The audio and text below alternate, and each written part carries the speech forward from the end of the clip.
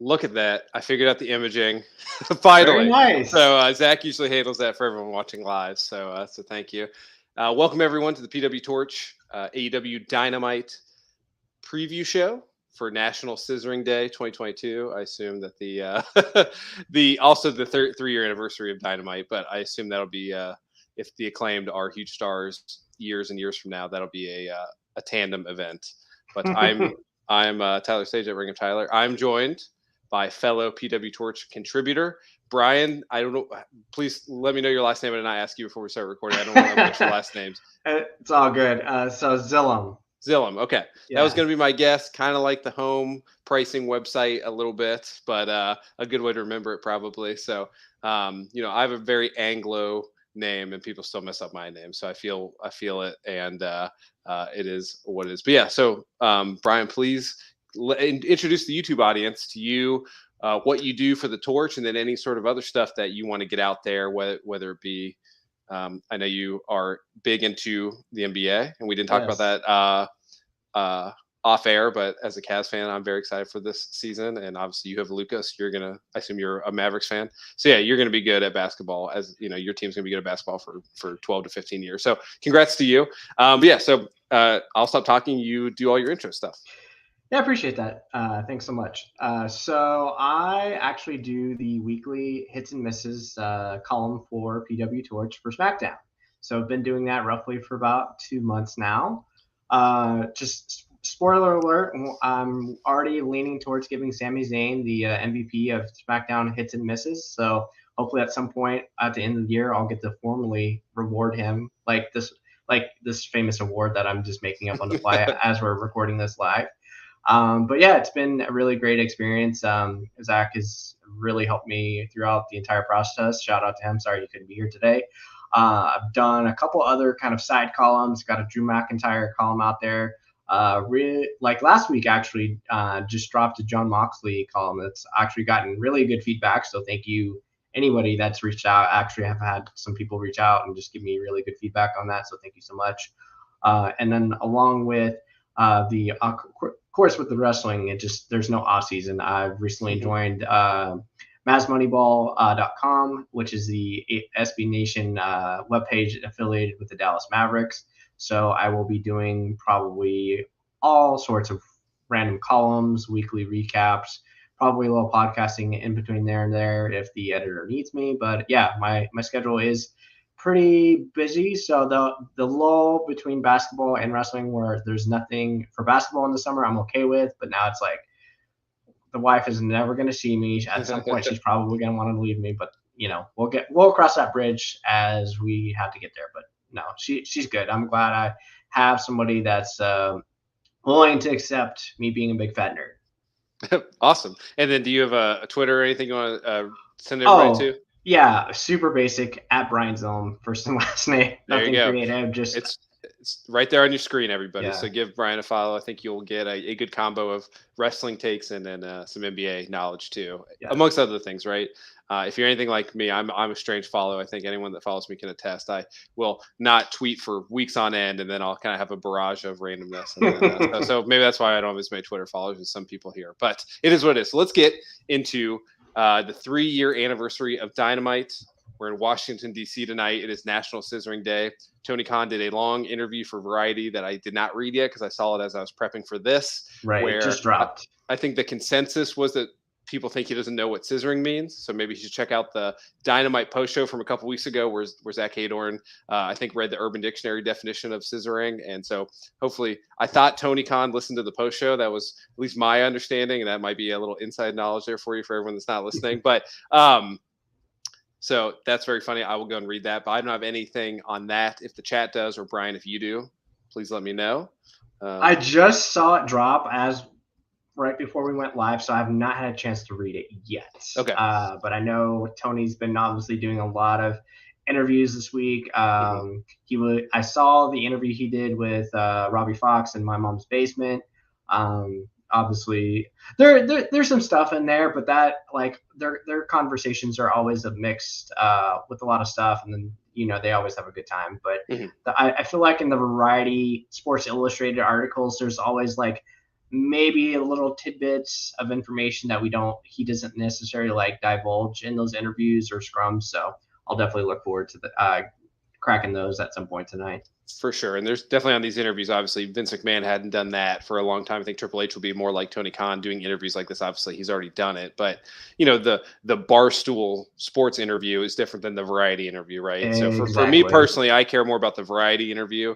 That's more about like, hey, the F1 deal F1 gets equivalent ratings at 9 a.m. on Sunday that Dynamite does on Wednesday night. So if that TV deal is like, all that sort of business stuff that I find interesting, as opposed to like, MJF saying something nasty about somebody in character on Barstool. So, and then Tony Khan reacting to that a couple of days later. So I will be interested to read that. And a cheap plug, Zach Hader and I will be here at the same time tomorrow for Fireside Chat. So we will talk about it there, I am sure. But Brian, we have many matches tonight. We have 8 segments, 7 matches, which Dynamite on average, I think, has like 5.7 matches a show if you were to round it out.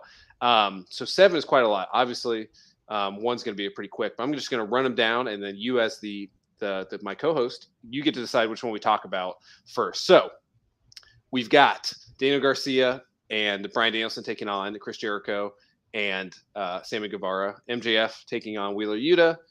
Hangman Page taking on Roosh.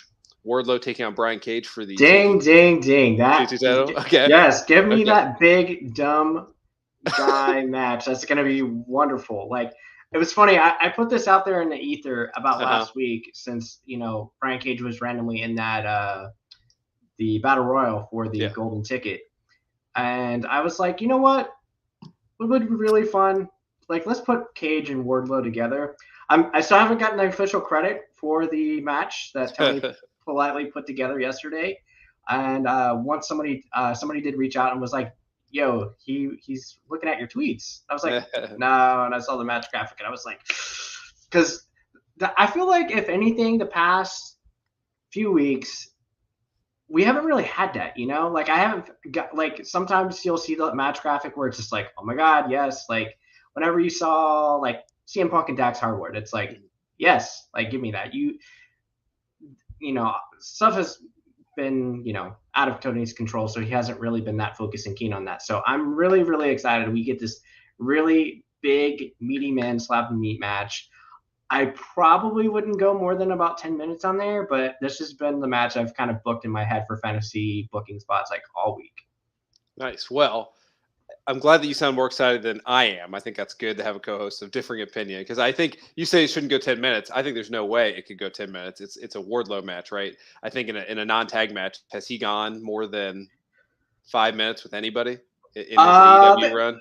The Cage match with Spears, probably. Okay, and probably the Cody Cage match from like 2.5 years ago, if I want to go in the deep recesses of my mind. Yeah, Orange Cassidy, that'd be another one. Okay, so there you go. Look at that. You're fact checking me, which I like here on that. So yeah, I it's interesting, the whole Cage thing, right? Brian Cage to me is like FTR, where I mean they're not the same in work rate and notoriety, but they're seemingly healthy or close to healthy and not utilized at all. Is it some sort of issue with backstage politics, BS, blah blah blah, or whatever, to a lesser extent? And we don't have to talk about FTR here unless you want to, but interesting to see Cage just kind of coming up from the ether. Maybe Tony Khan thought ROH should be taking off a little faster, and his subgenre, his subgroup there within Ring of Honor would be doing stuff. But yeah, I mean, you got lots of guys on the roster that can fit this bill. You can do this occasionally. Powerhouse Hobbs, Wardlow, Joe, I think fits in that category. So yeah, when it happens, it's exciting, and it kind of sprung out of nowhere, which is good to have on a show like this. And I guess any chance whatsoever that Wardlow loses this match tonight, in your opinion?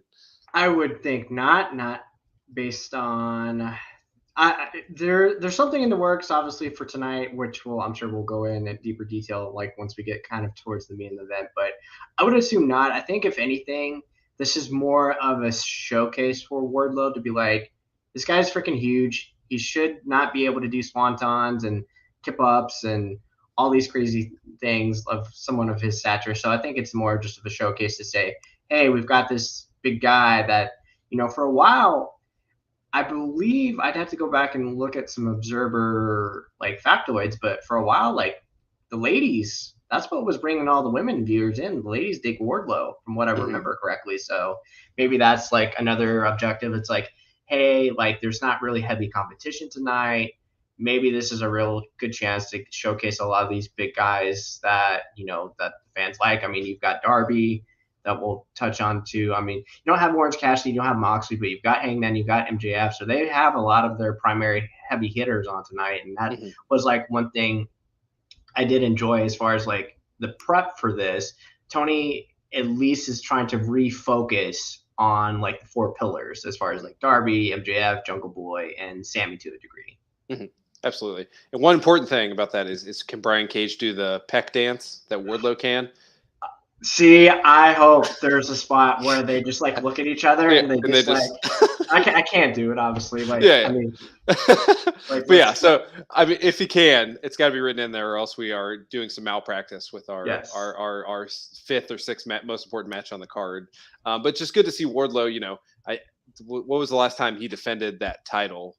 Because I don't think the Ryan Nemeth beatdown a couple weeks ago could be considered that. Or no, that was Hook. Sorry, they're the same person, just one smaller than the other one. So Hook is his book the same way. But yeah, it's been a long time, right, since he's defended that thing. So which is kind of the well, depends who has it. The baby face persona, because Cody was kind of a heel baby face when he was defending it constantly. So the baby face winning it always kind of just disappears, which is not a good thing. But anything else on this match that you want to get to before? No, I mean, I don't know eventually if this is going to lead to some type of tag match for Wardlow and Brian Cage and said random ROH person that's maybe not being used. That's like like a con or something. Yeah, a con, which potentially down the road, if you want to build that for Viva Cage and Samoa Joe for the next ROH pay-per-view, that's not a terrible idea. Yeah, have someone run in and get a million people to see them if they haven't watched the RH pay-per-views yet. And I mean, that works well. Obviously, they're doing that with Jericho right now. They haven't announced a Ring of Honor pay-per-view, but I would imagine we'll get that relatively soon, unless I am mistaken on that. But so the other matches that and we'll talk about all of these, but we've got the women's six-way match. So it's Team Tony versus Team Jamie Hayter, essentially.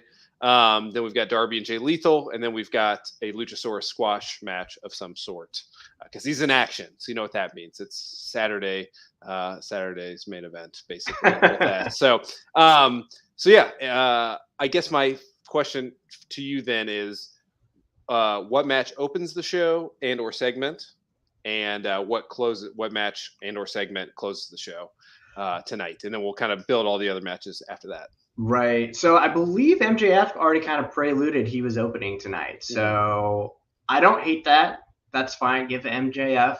He's the draw. He's like the headliner right now for the company other than Moxley. So give him that full 10 minutes. I know people have been kind of all over the place with Wheeler Yuta as far as like his promo work, but I enjoyed what he said last year. It felt like conviction.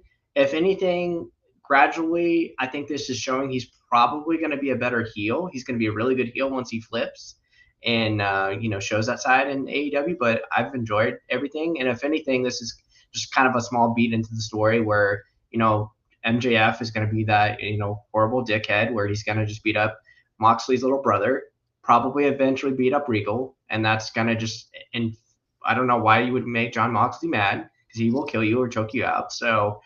I think it'll be a really fun opener tonight. I would prefer, let's like tone down the shenanigans a little bit. If MJF wants to cheat, let's do that. I think it would be really in character if MJF beat Wheeler with some type of submission if he's knocked out, because MJF hit him with something. Like I don't know if he tries to use the cattle mutilation or bulldog choke on Wheeler when he's already knocked out and he gets to win. I think that'd be really fun. But yeah, just really cool opportunity for Wheeler to showcase, because I don't think he's really had the spotlight since the main event of Rampage with Moxley. Yeah, and I think he's been slotted in the right spot after that. I don't think the rocket was strapped to him metaphorically after that point. It was just like he's kind of one of the top 20 guys in the company essentially at this point, and that's how he's been treated. But yeah, I mean, this has been one of the better told little mini stories of tonight's episode. Obviously, that what we are probably going to consider the main event is a well told longer story as well. So I like all that. Couldn't agree with you more on that stuff. I'm a big Wheeler Yuta fan, so take all that with a grain of salt. If my comments for Wardlow, you can flip that on Wheeler Yuta. I've been enjoying him since the Ring of Honor Pure title tournament when they first came back from the pandemic. So yeah, but I think his work, and I like what you're saying too about him being a heel, because I do think there's a lot of potential there for him to be a rather nasty technical submission, kind of what they were trying to do, like microwave Josh Woods to be, even though he hasn't got any screen time. Who's, Woods is a legit national champion wrestler, so he that's not a hard story to tell. But Wheeler could be the guy to turn on BCC at some point and be a pretty nasty heel. And yeah, I also could not agree with you more that we can get some MJF BS here tonight, but it's been a little heavy on that sort of those finishes tonight. I think the women's match might have something similar to that as well. And like you're saying, I like the idea with the Wardlow match to kind of get to something at the Ring of Honor show. So having potentially 3 on a show is a little dicey. So I think MJF and Yuta are at such different positions. This is not a slight on Yuta, but I think MJF could beat him pretty clean, and it all helps him reestablish the heel persona of the yaboos, where people cheer when they hear the "durr-durr-durr," and then boo him pretty quickly. A little bit like a reverse Roman Reigns, as has been discussed ad nauseum for a long time. The Roman Reigns character of 2016 or so, the inverse of that. So, but yeah, I think it's a great opener. I think MJF pops the numbers. He's usually on at that 8:30 Eastern time spot, so it's always interesting to see, will that be the peak of the show, and then it tapers off to a pretty dangerous degree by 9:15, but that's more for tomorrow to discuss. But we shall see. And then, yeah, so what you're saying there also, do you think the stuff with Regal would happen, 2-3 weeks from now? Or is that something like tonight he destroys Yuta, he destroys Regal because Moxley's not there? What's your long-term, if you got the book, what's your plan there? Well, we've got these extra 15 minutes that Tony just was so giddy about. So you obviously can't beat up Regal for 15 minutes. You can't do that. But I feel like it's either this week or next week. And I don't know if eventually this is going to lead. You probably can't do Danielson right now because he's too intertwined with the Inner Circle at the moment. But MJF like pushing Tony Schiavone was kind of a tell. Seeing Wheeler so mad, and then seeing like what MJF could potentially do to William Regal of all people. Like, you want to get talk about heat, and like you've heard like Regal stories on like how he's almost died like several times. Like recently, he's been opened up. He's like opened up about that. So I think that would just add to like Moxley's like piss and vinegar, where he's just like, this is my AEW. I'm trying to like protect like everything from bullshit and shenanigans. So I think that would just, and if anything, like long term, like once MJF like wins the title, that could like lead to Moxley's downfall for him being just too pissed off about like, I want to kill the guy. Yeah, absolutely.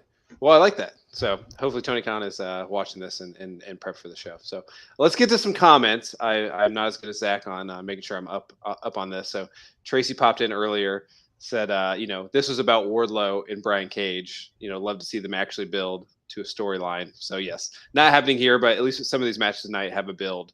So I like that. Amos was very much in support of our fantasy booking of the peck off. So hopefully Excalibur or Taz could have a funny quip there, especially if they know it's happening. I think that would be funny.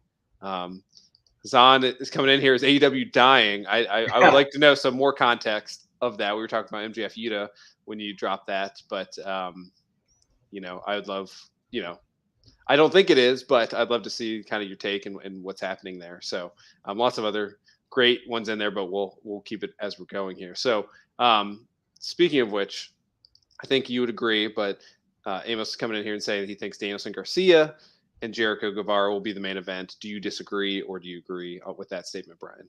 I think that has to be the main event. Now, I'm still trying to figure out in my mind what are we doing with this 15 minutes? Because like I don't really think a post angle really needs 15 minutes for this particular circumstance. I know they're really trying to build up the Jericho Danielson match for the Big Canada show here in a couple weeks, which is like super smart. So I don't know if they are going to do some type of official turn tonight. I gather Garcia's officially not going to like kick the curb to Jericho until I want to say Danielson actually beats Jericho in Canada. I don't know. Maybe I'm just super dumb for saying that because Tony has booked the opposite of Vincent Hunter, where he always wants to do nice things in people's home countries, like home cities, what have you. But I think Danielson paired with the legacy of the ROH title with Garcia, and he's got like the pure title. There's eventually some type of unification match you could have. I think everybody said, eventually we're booking to Danielson and Jericho and Garcia, which is you probably want to do that, but I don't really think there's a long like I'm really happy and delighted what they've done. I think I saw really mixed emotions about the opening segment last week. I don't know why. I found it very entertaining.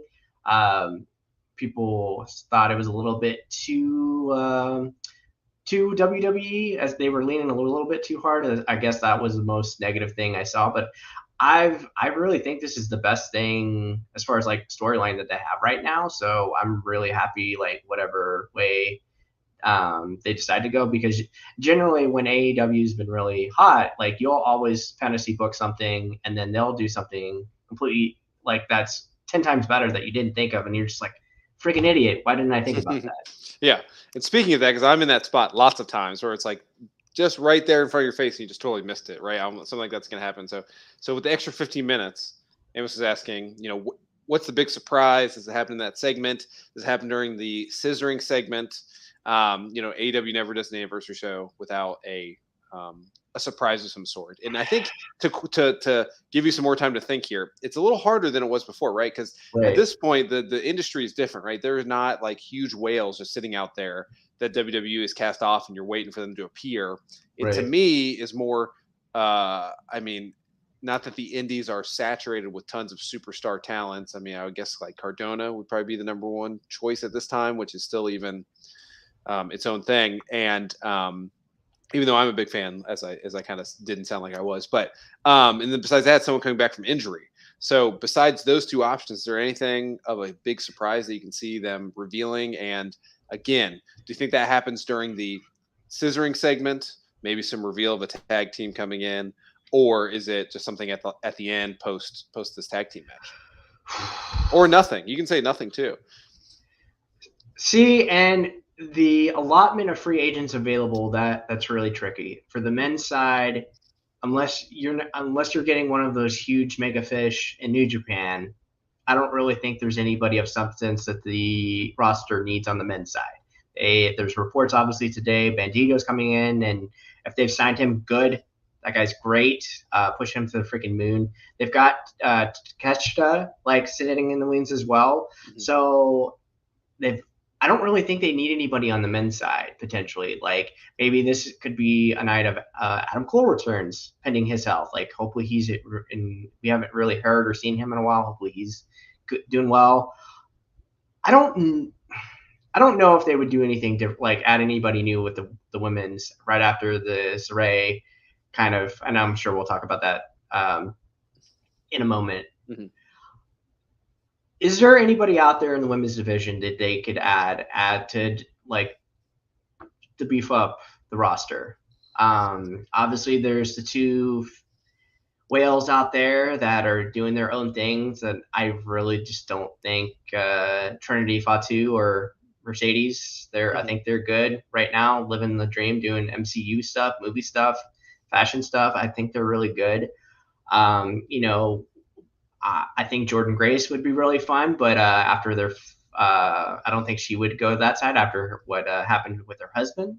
That's probably not a good one there. If they wanted to do something and say, hey, Willow Nightingale's all elite tonight, yeah, I think that'd be really cool. But yeah, kind of filibustering there a little bit, but hopefully that within the chat or yourself, Tyler, that gave you some ideas potentially. Well, yeah. This one is hilarious. Zahn always a funny a jokester here with the Ric Flair debut. I don't think that's going to happen. But No. One thing I can, I don't think there's been any news reported on how long the suspensions from All Out were. Tony Khan in the past has worked in 30-day increments. Mhm. And I just double checked. All Out was September 4th. It is October 5th. So that would be, you could get Kenny Omega or the Young Bucks could be out here. Is that good? I don't know.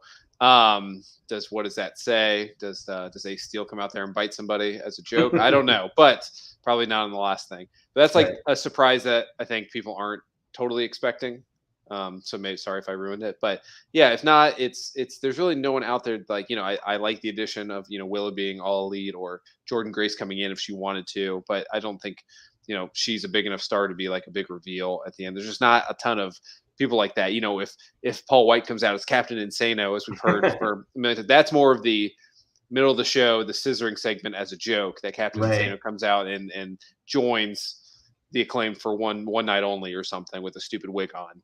But that's not like a huge reveal. But yeah, besides that, I think Adam Cole is the biggest guy that is, due to come back. That's from injury, not from suspension. So yeah, Kenny, Adam Cole, something like that.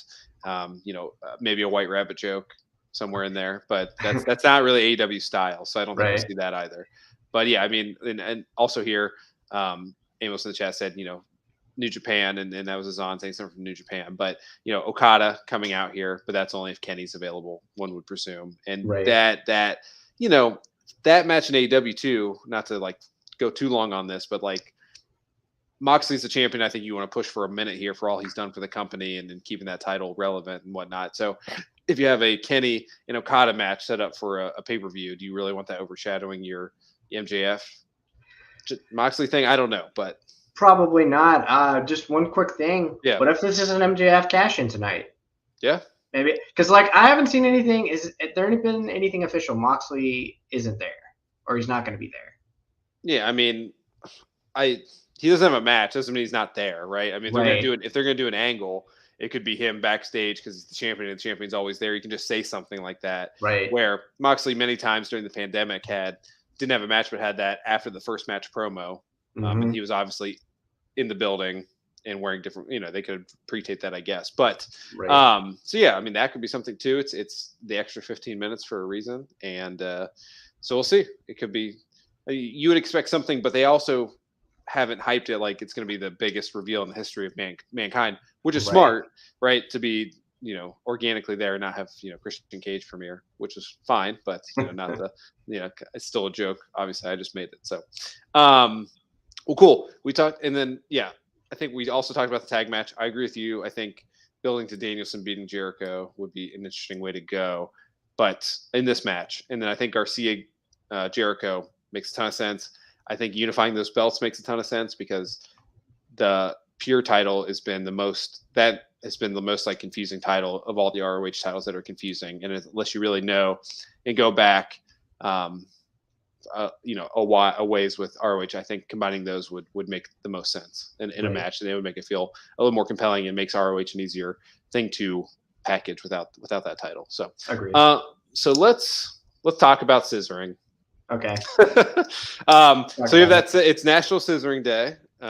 So what does that mean in this segment to you? Like, how do you think the format is? Do you think this is sports entertainment based? Is this the Acclaim come out, do a rap? They celebrate with the two of them and Billy Gunn in the ring. Are they, is a tag team that's going to, be fighting them before FTR fight them, going to come in and make their, this is all just a vessel to get them to their next feud. And also, are you happy or not happy that the ranking system has essentially gone away in AEW? Man, okay, so lots of questions. Lots of questions. So I think I have high hopes for this because I feel like this should be very funny. Mm-hmm. the thing about it is you probably want to keep it pretty tight. You might want to try to keep it maybe around. You probably don't want to go long, maybe about 3 or 4 minutes. I'd probably cap it at that, and then have Swerve interrupt, because he pretty much preluded he was gonna ruin National Scissoring Day, which is going to lead to some third and final match between Swerve and Our Glory and the Acclaimed. I was trying to work up in my head what match could they do. For the love of God, no ladder matches, no table matches, no. I was thinking potentially if they wanted to say, well, to make sure Billy, Daddy Ass isn't going to interfere, let's do a steel cage match in Canada in a couple weeks. Yeah. I mean, because obviously, because you've got 2 shows in Canada. You've got the one show, obviously, Jericho's going to main event. Because I believe they're doing the same building. You want to have something kind of main attraction-y for at least one of those nights. So I think that could be something that could easily main event one of those nights. You could probably do some post angle split up with Swerve and Keith Lee. And but yeah, that's what I'm thinking. Cool. And you think, like, what are the odds that you say Keith Lee / Swerve Strickland come out and interrupt this segment? Is it 100%? 100? Okay. Yeah. Interesting. Because I think it's probably 70 for me personally. I mean, Amos has a good point here. It's like maybe this could be a place for the Good Brothers to re-debut. Now, would that match be good? No. But that could be a little bit of a brief surprise. There's, at some point, I don't think there's been any reporting, and please let me know if I'm mistaken here, but at some point you would think Jeff Hardy would re-premiere with Matt and private, but I don't know if they'd put Matt with Private Party again if that was imminent, right? So that could be something that could get a good match. I mean, obviously FTR coming out there and interrupting them would be huge and get the huge pop, and is almost like a re-debut of its own. So I think there's lots of healthy options. The Young Bucks, again, they could come out and lose pretty quickly as punishment for coming back from their suspension. Maybe they could eat more crow than Kenny Omega will in the ring.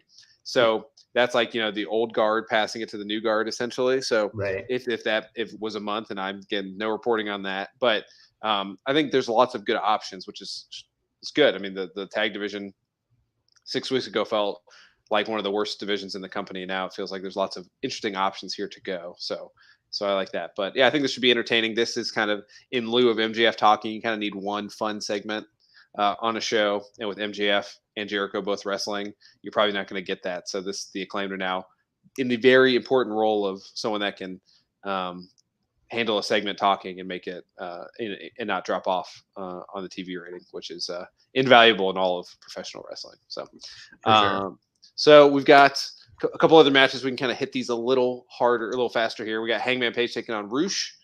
Obviously, Hangman is taking on Jon Moxley in 2 weeks in Cincinnati for the title. So one would presume this is a showcase for Adam Page to win, but Roosh is a hard hitter, and I think Page does well in matches where his lip is bloodied a little bit, if you will.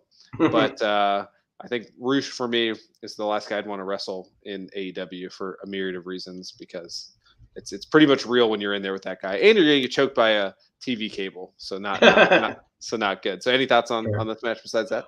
I would say that should definitely be one of the most hard-hitting matches of the night, if not Cage and Wardlow, because they can freaking throw some forearms, man. So, and Roosh is obviously going to be super hyped because he's signed now. He's officially All Elite, so I'm sure he wants to really show not only like the roster, Tony Khan, but like wrestling across like those who are watching, like, hey, I'm here, I'm for real, like I'm going to beat the piss out of Hangman Adam Page. And I would presume this should probably go around 12 to 13 minutes. I really hope it's just go. Like this is like kind of like the crack baby like match I want. I just want to just zoom. Yeah, I'd say that, or the next match we'll talk about here, which is Darby Allin taking on Jay Lethal. Another one. Both of these have good potential to be 10, 12, 13-minute matches that kind of show off the wrestling that's occurring. Is this for anything? I didn't see it. No, okay. I think what I gather what they're trying to do, I think they're really trying to reestablish Darby as a singles guy, which they've I think they've kind of lost. Darby is unfortunately one of those guys that got lost in the shuffle. Mm-hmm. And I think gradually that's what they're trying to build him back up to. Is he going to be a potential title contender for whoever comes out of Moxley and MJF? Maybe. Are they trying to build him up for Wardlow and Darby? I think that would be really, really fun. Mm-hmm. Darby, unfortunately, AEW's kind of taken advantage of Darby being Teflon because he kind of is, because he's so over and popular, and he's so sympathetic. So he can eat an L and be fine. But I feel like eventually you want to build him back up, because when he was TNT champion, he was one of their biggest draws. And around Halloween, like each year, you'd see the kids like dress up like Darby. I feel like I'm not really seeing that anymore. So you definitely want to push him back up the pedestal. And Jay Lethal is a guy, very good worker, like very sound fundamentally. He's a guy that he's kind of just that mini boss that can just eat a pin and just be completely fine at the end. Yeah, which is how I would think Jay Lethal would be booked. But remember, there's been a couple times in the past couple of weeks where, Lethal had matches to build to, but he would get surprising wins against people who I thought were slightly above him on the card. So, I also think Darby should win this match and do everything you're saying there. That makes a lot of sense to me. But just be careful with Jay Lethal out there. Maybe he's got Tony Khan's ear. He could be a mini QT. So we'll see. But just something to alert yourself to, that if you do get a Jay Lethal win here, I think that says a lot about, it swerves our expectations of what we're thinking this is about. But kind of sneakily put on this card too, just like the Cage and Wardlow match. I think they talked about it last week and had a little thing, but still feels a little sneaky. So we'll see. Could be something going on here, and you could always build to, Satnam and Sting having a moment and them having a tag match after this, and you could have you could have Sting mess with Sanjay Dutt, and that's all fun. So you could all build to that in a following week too. So that's all on the table too, where Lethal can get a kind of crappy win here, and then Darby and Sting can come back and get the win, and it all is forgiven basically. So that would be the rosy view of a Lethal win tonight. But just keep an eye on it. Lethal has not really lost a lot of these even singles matches since he's come into the company. So that's my one note there. We've got Luchasaurus in a squash match. So that, I guess the only question there is, what's the long-term meaning 3 months from now trajectory for Luchasaurus? Is it building to a match with him and Jungle Boy, or are they going to wait till Cage is more ready to come back to do that and kind of put that all on pause? Or do you think they're just going to go right ahead with that? At a pay-per-view, at full gear. It sucks because from what everybody was reporting, the length of the injury can usually be anywhere from 6 to 8 months, because I believe it was his tricep he tore, which absolutely sucks. I can only imagine how painful that could be.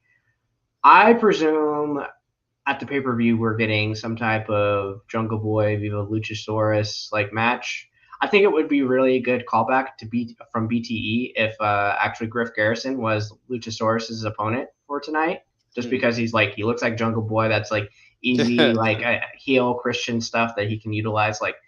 This guy looks like Jungle Boy. He looks like him too because he's a piece of shit or something like that. Or just I can't do a heel, but but I'm just thinking something around that lines.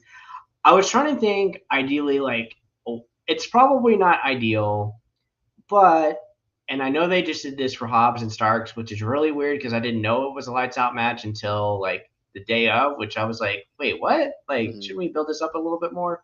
Potentially, what if let's say the end of the year, if they're looking for a big kind of main event show for town, we do a lights out match with Jungle Boy and Christian Cage, because you can't really do anything traditional. You could definitely have Luchasaurus shenanigans. You probably wouldn't want it to be this epic 25, 30-minute match, but that would be potentially a good workaround for that. And if it's not the perfect bow, but it's you either got to try to find a good medium now, or you got to try to do this for 6 or 8 more months. And I was really obviously jazzed when Christian turned, but I think it's just a lot of you're expecting the fans to wait on this for quite a while, and I don't know if that's fair. because 6 and 8 months, like I don't think this hit thing has.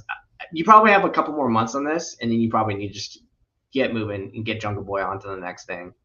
I would agree with that. I think the waiting to have the Cage and Jungle Boy match hurt that because it was hot, and then it kind of needed to happen at a branded Dynamite, and then you could maybe have done a second match depending on how that result was. But yeah, I mean, having him and Luchasaurus kind of figure out their situation if that's 1 or 2 matches, and then 8 months from now, Jungle Boy being in a feud with somebody, and then Cage can come out and screw him over in some way, shape, or form, and then you're right back where you need to be with that. You don't need to kind of have Jungle Boy off TV like they've done, and him going out there with a leather jacket and talking is probably not the best way to use him. So I think they know that, and now they're trying to like repackage what that is. Is it him coming back as Jack Perry, etc.? But of all the pillars that we've talked and not talked about tonight, I think he's the one that I have the most question marks about going forward. At least I think Tony Khan does too in AEW. You've seen that based on who's been presented the last 4 weeks on Dynamite, and you see that. I mean, it's everyone on this card tonight is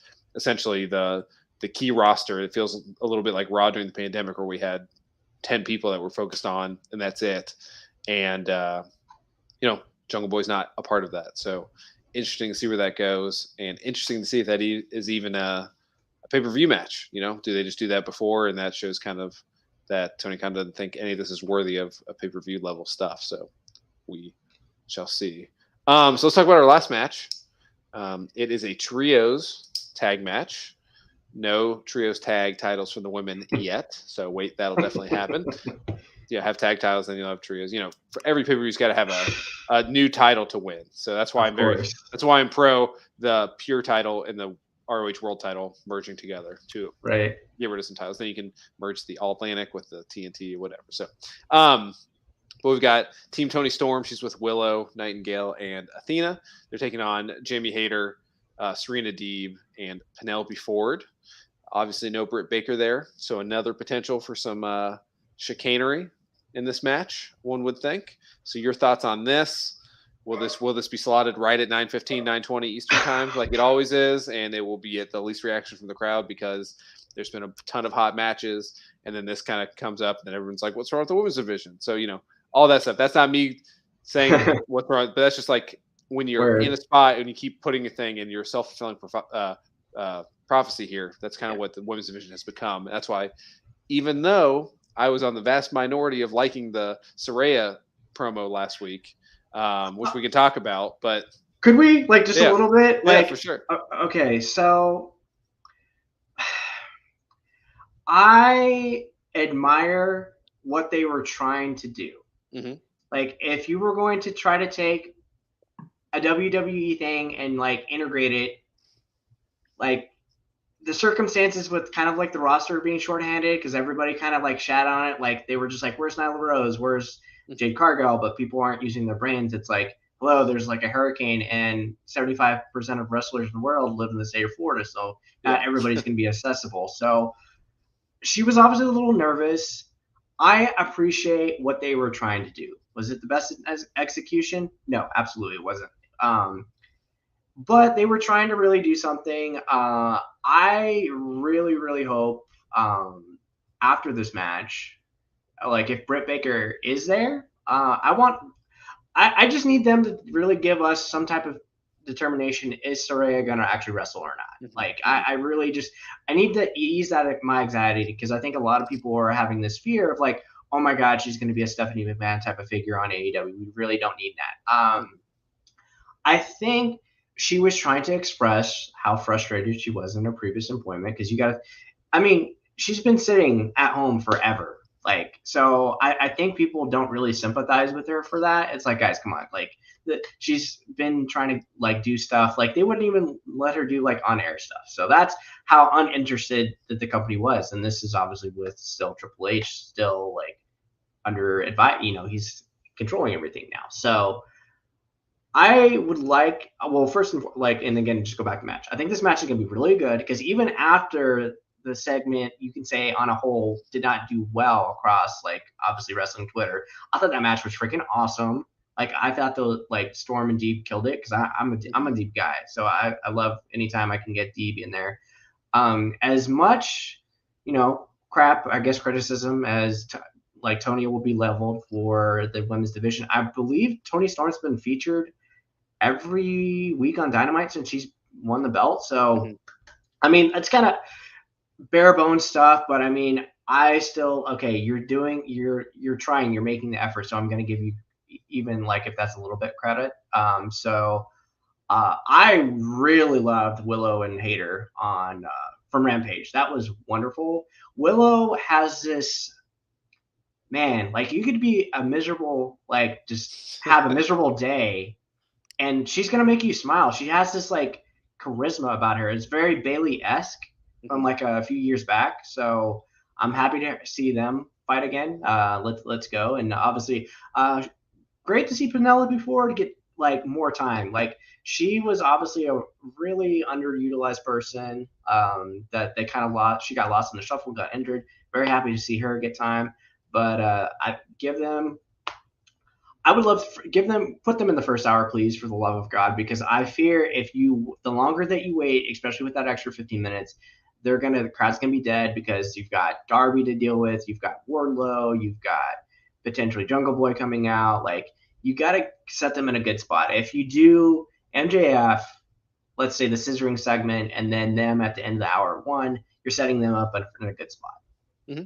Yeah, I think so too. And yeah, I mean, I think the critiques of as Amos has said here of that promo last week, you know, the transition from Saraya being the key focal point to Toni Storm was poorly done, and that's yes, inarguable. There's a couple things, right? To me, just like you know, Saraya has done a lot of her national television career, all of it scripted, right? And I don't think this AEW is not scripted, so there's going to be some feeling out of that process here. Also, as I said last week on Fireside Chat, I just think there is like when you watch that, first of all, that's a good segment because you're establishing, like, besides Jade, essentially, these are all the top women of the division as of September 29th, 2022, right? These are who are important. They're all out here. And then as you watch that as a viewer, at least for me, it was the most important people out here seem to be, if I was just not watching wrestling, it's this Saraya person, it's this Britt Baker person, it's this Jamie Hayter person, and it's probably this Toni Storm person. Probably in that order is the way it's presented, right? The way the crowd reacted, etc. So that is kind of that natural sink or swim moment, right? And if the fact that Toni Storm was fourth in that category, I think says a lot about a lot of things, right? But that is what it is sometimes in wrestling, and they are presenting her every week. They're making her feel more important than the champion has felt in the history of the show. So that's good. But I liked it for that reason. That was like coming out here feels like a breath of fresh air. Feels like we're really focusing as AEW on making this women's division important, not just having one match a week because we have to. And that's what it's felt like for a long time. And that's not due to the talent of any of the women on there, just the lack of desire that Tony Khan had to do that. And I think this is a change here. Also, that whole segment was snake bit because all the news came out like that day that Saraya is not cleared. And it's like, okay, what are we doing here? Right. So if that wouldn't have happened, I think that would have been more well received. So that needs to be figured out. And I certainly hope she can wrestle because she easily feels like the biggest star in the company besides Jade. I mean, Zach and I fantasy booked her and Jade to kind of be the deciding factor for the title, you know, being the title. You know, Jade's 57-0, and then it's her and Saraya, and that could main event a pay-per-view, in my opinion, if you build it the right way, which would be awesome. So, but if you can't wrestle, you can't do any of that stuff. So, it is what it is. I agree with you. I think this match should be good. I hope it's presented not at 9:15 Eastern time, and not after Hangman Page and Roosh, and then Darby and Jay Lethal go hard for 25 minutes combined on TV, and everyone's exhausted for cheering. It's not after, because like here's my worst case scenario. You get MJF as the first match for the women, and then you have those two banger matches, and then going into the 9 o'clock hour, you have the scissor day segment to keep the audience engaged, and then the women's thing. It's like that crowd is going to be exhausted after like all that hype, all that awesomeness, and it is what it is. So, but Hassan is coming in hot that Britt Baker needs to get suspended. LOL. I don't know if I missed something. But please let me know, or if that's just a personal opinion. But anyway, that's the show. Any closing thoughts you have, Brian, on anything we talked about? any sort of did you have any surprise ideas about what might be a surprise tonight, or anything like that? One, like, this could be out of left field. Maybe this is like, let's try to announce something on this. Or like, I need like an inkling of an app, like Mhm. like something to know like AEW eventually is gonna just be on HBO Max. Like they're kind of like dicking us around with that a little bit. And I know that's like out of Tony's control because there's been so much shift in like the Warner Discovery kind of like shakeup. But it's like, bro, like at least tell me like in the next year that AEW is going to be on HBO Max, so that way we can like ride through this content. And like, when are we going to see like this ROH? Like, I need this ROH library. Like, Yeah. give me what I want. Show it, like, as I am screaming like Batista.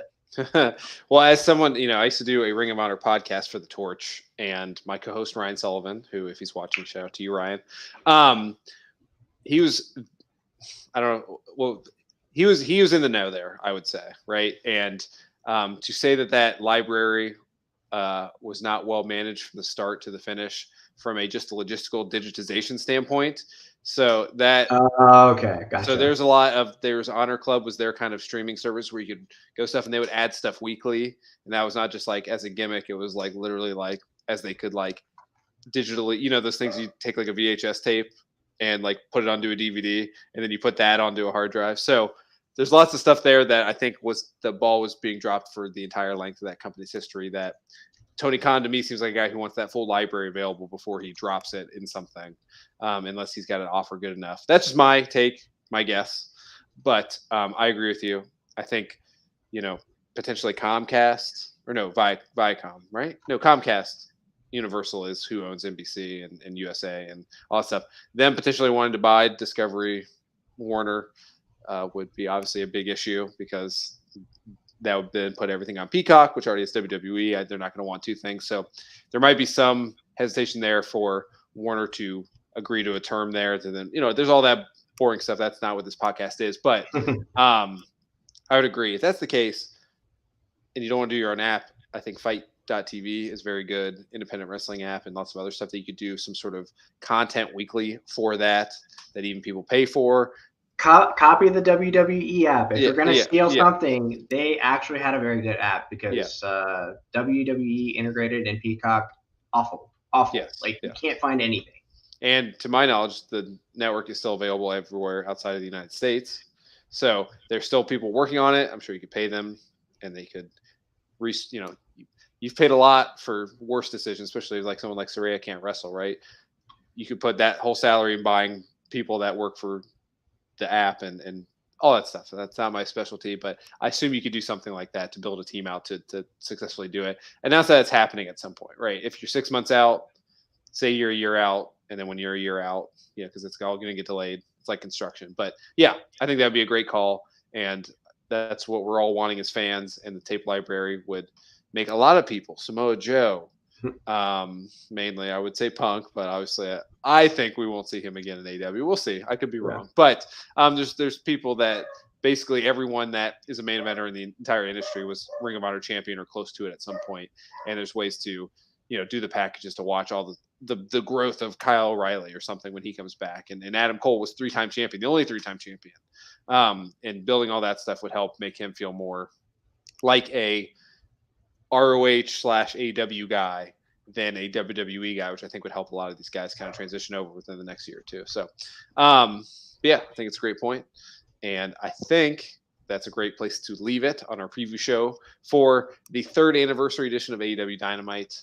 I guess my last question to you, Brian, is I assume you've been watching AEW pretty much from the beginning. I don't want to assume your fandom here, but if I would have asked you in 2019, let's say you just watched Double or Nothing right before the TV deal, I think was announced by then, but so we're talking like March. I got the ticket. We're talking March or May 25th, 2019. Would you bet a substantial sum of money that AEW would have a 30-year anniversary on cable television?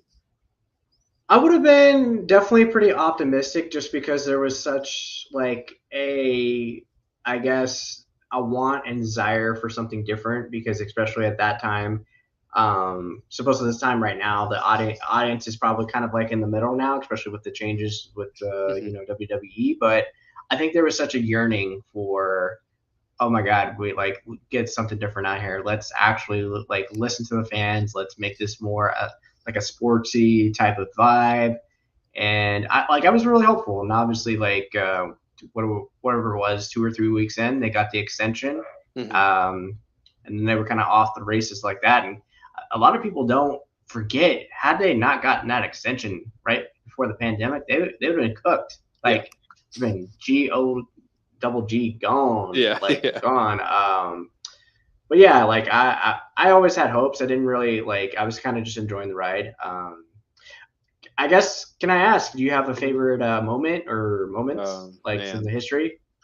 Yeah, I mean that's tough. Give me your top 5 matches, angles, promos, something. Yeah, I mean this is like I'd like to give it some time if I'm being honest with you, but I think so. Moxley premiering is up there. I'll just give 5 moments. I don't want to rank them necessarily. Yeah, Moxley premiering at the end of Double or Nothing in 2019 felt like, hey, it's a real company. I would say, man, there's so many. The hour-long, I'd say both Danielson matches, right? The half-hour Kenny match with him, and then the hour-long Hangman match, I think are the 2 best matches. It's funny that they're both draws, right? From a work rate standpoint, those are probably the 2 best matches in my opinion. Probably the end of All Out. I mean, these are all basic. I'd like to dig a little deeper here. The end of All Out 2021 with the premieres of everybody and the hopes there. And then, I mean, the most impactful moments, I don't know if that was your question or just the best moments, but if you're saying like the most vital moments in AEW, I mean, you got to say the All Out stuff with Punk and all that. That's not in the ring, which sucks. And I think that's a big negative of a young company, right? You can have, 150 awesome episodes of TV. And that's, I think, the problem with doing a list like that. And I could probably do a better list than that when I think about it. But I think that the episodes of Dynamite specifically are so often a 7.5, 8, 9 out of 10 from a entertainment standpoint as a wrestling fan, that it's like a bounty of good that it's hard to pick out like the cream from that crop, right? As I have Macho Man's poster. So that is kind of my take. I'm curious if you have some that are better than that off the top of your head. God, I'll try to speed run a share. It's funny, as goofy as the builds were, some of my favorite matches were actually the finale of the long-gated goofy feuds that lasted way too long. The parking lot brawl to me with Best Friends and Santana and Ortiz. That's a great match. I don't know. It's definitely. Once I actually sit down and rank, it'll always be in my top 5 because it's like its first 5-star match in the pandemic era. It went 30 minutes uninterrupted, commercial free. Come on, TK, bring that back. Like give it to us one time. Just absolutely great. Like Orange was great, Sammy was great, and they just like absolutely beat the piss out of each other. And then having the wrestlers like yell and scream like it was like the sporting event, because like, I don't know if that was just like, oh my God, I needed this so bad just because 2020 was just awful, but that was up there. A big fan of Arcade Anarchy, because obviously the re-debut of Chris Statlander, like knocking the freaking screen and hitting Penelope Ford in the mouth. That was great. That match was really fun. Tony Schiavone yelling about stepping on Legos. That's always will pop me. Let's see, the cage match, obviously, with Lucha Brothers and Young Bucks. Let's see, the first, I guess, like the super long promo battle at MJF and Punk had. I was like, all right, let's go. Freaking Jay debuting with Shaq. Like, always will remember that one. That match being surprisingly awesome. Yeah, and Jade's first match ever on television, and Shaq looking decent, and doing the shout out to Mr. Brody Lee. Mr. Brody Lee winning the TNT title on Saturday Night Dynamite. And that whole, I mean, if you do it, I think AEW probably put that as like number 1 or 2. That whole that moment, or the the honoring Brody match. Yes, so, I mean always. that whole episode of Dynamite is pretty iconic, I would say. So yeah, it's good. I'm glad you put me on the spot, so obviously I'm not ready. I'm not good at list generation off the top of my head. I would say I'm glad you added the Young Bucks Lucha match. I think from a work rate standpoint, that would go up there with the Danielson ties. Some of the best matches in company history. Also, for a goofy match, you had your arcade Anarchy. Is that what it's called? Yes. I think the Stadium Stampede matches are right up there. Probably the pandemic one. But yeah, I think, and as Amos said here in the comments, really the whole pandemic era as like one thing, because it was so much better than WWE. And also, like you said, just like every Wednesday having, especially for when you have like March to. When did the NBA come back? Like late July, August? Something like that. So that was the first thing back really for American sports. And like just to have something live and like every week, pretty much nonstop, even the weird like thing in the factory's training facility for those couple of weeks, but like just have something every Wednesday. It's like a top moment just of like getting through like, hey, this sucks, but hey, I know Wednesday at 8, I have something to watch. But yeah, so cool. All right, Brian, let's get all your stuff in again for the live audience, and then we'll get out of here. Sure thing. At Brian Zilem, if you want to give me a follow on Twitter, happy to interact. Just in case if you guys want to reach out, message or DMs are open. So just in case if you ever want to just goof on, talk about wrestling, basketball. Every week I will be doing the hits and misses write up for SmackDown. And I'll try to mix in some articles in there that are non-SmackDown related. So Zach and everybody at PW has been really cool. Let me be creative. So shout out to everyone at PW and Zach for letting me do my thing. And then obviously if you're interested in basketball at all, at MassMoneyball.com will be the area where I will be doing coverage for the Dallas Mavericks this season. So go Mavs. Very cool. What before we go, where are the Mavs going to finish in the Western Conference this year? I have six. Okay. Yes. And ideal, so they'd be taking on the Suns or the Clippers, someone like that. I've actually predicted the Clippers. Okay. Yes. Tough first round matchup, but Luke has taken on hard people before, so interesting to see. Do you have an Eastern standings? Because we're deep in the show now. Might as well just do it here live on the show. So. Philly. Yeah. Where do you have my Cavs? If they're healthy. Health is not an option because they can get hurt very easily. They have a lot of big guys. Considering they were floating around that middle area before those injuries hit, you've got Donovan Mitchell. Is he going to be motivated? I really think they've got a shot to be mixed in anywhere from that 4 to 6 spot. Yeah, cool. Yeah, I think that would be the high end. I think probably 7-ish winning the. We'll see. The East is really stacked, so I'm excited to see. It should be an exciting season. It's about unlocking Mobley. I think he's got he's a different player, but he's got like Luka star potential, I think. So very exciting. So cool. Some a little bit of NBA sprinkle talk here. And Zach Haythorn's Bulls will suck. Just say that now. And we'll go from there. Lonzo's knee is still, what's going on there? That's a whole thing we won't get into here. Save that topic for your NBA podcast. But Brian, thank you for joining me. Will be the first of many. And everyone, if you're watching on the YouTube, we do previews for Raw, NXT, Dynamite, and SmackDown, along with our Thursday Fireside Chat content. And then Zach Haythorn and somebody, I'll be out of town this week, we'll be watching Extreme Rules this Saturday. So please join us and do a second screen experience there. And until then, we will see everybody